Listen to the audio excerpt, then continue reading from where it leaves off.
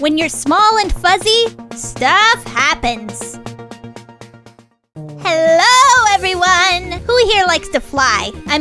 I fly pretty much everywhere, all the time, because I have wings! But in this context, I'm talking about flying in airplanes. You know, because you human types don't actually have wings and need these cookie-crazy flying machines to move around through the sky. Anywho, as you know, Fidget goes to a lot of cons in North America, and the best way to get around them is to fly. Going through the security check with my Nimbat cosplay head in my hands gets a lot of attention. Security would smile and be genuinely curious and ask lots of questions about it, like where I was going and why I had this giant Nimbat head with me.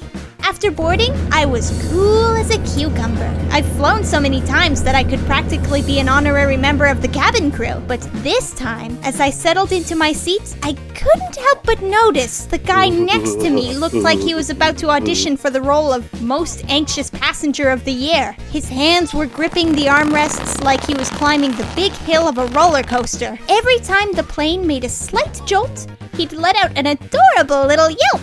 I couldn't resist chuckling to myself. I had a feeling this flight was going to be quite the adventure. Why? Because we hadn't even taxied yet and he was already a hot mess. As the engines roared to life, he clutched the armrests tighter and began muttering to himself. I tried to strike up a conversation to lighten the mood. Hey buddy, don't worry. It's just like riding a giant metal bird with snacks and movies. He turned his wide-eyed gaze towards me, and I could see the terror in his eyes. Metal bird? What if this bird gets lost? I chuckled, trying to be reassuring. Well, buddy, don't worry. They have GPS, and if that fails, the pilots have an excellent sense of direction. They can always ask for directions in the sky. I was gonna say, I'll be fine, I have my own backup wings. But decided against that because that would incite him to think something actually will go wrong. He seemed a bit comforted, so I continued. Plus, the flight attendants are here to help. They'll take care of you like you're their favorite pet hamster. He nervously looked at the flight attendants, who were busy preparing for takeoff. I hope they're better at petting than I am at giving directions to my GPS. We finally taxied onto the runway, and the engines roared even louder. My nervous neighbor clamped his eyes shut and started counting under his breath. I couldn't help but keep the conversation going. Hey man, you know, statistically, flying is one of the safest ways to travel. I heard that you have a higher chance of being hit by a falling coconut than being in a plane crash. He cracked an eye open. A coconut? Seriously? Is that a thing? I nodded. Absolutely. And remember, we're more likely to be struck by lightning, bitten by a shark, or become a famous pop star than to be in a plane crash. His eyes widened with horror. Great, now I'm worried about pop stardom too.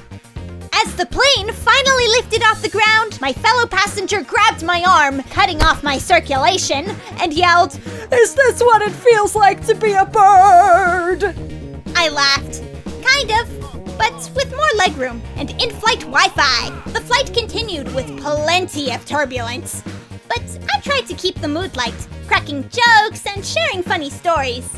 By the time we landed, my anxious friend was actually laughing along with me.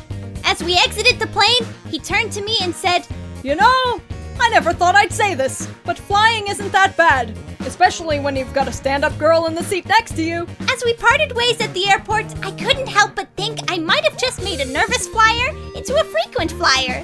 As I walked away, I couldn't help but smile. Traveling with a nervous passenger might just be the most fun I've had on a flight in a long time.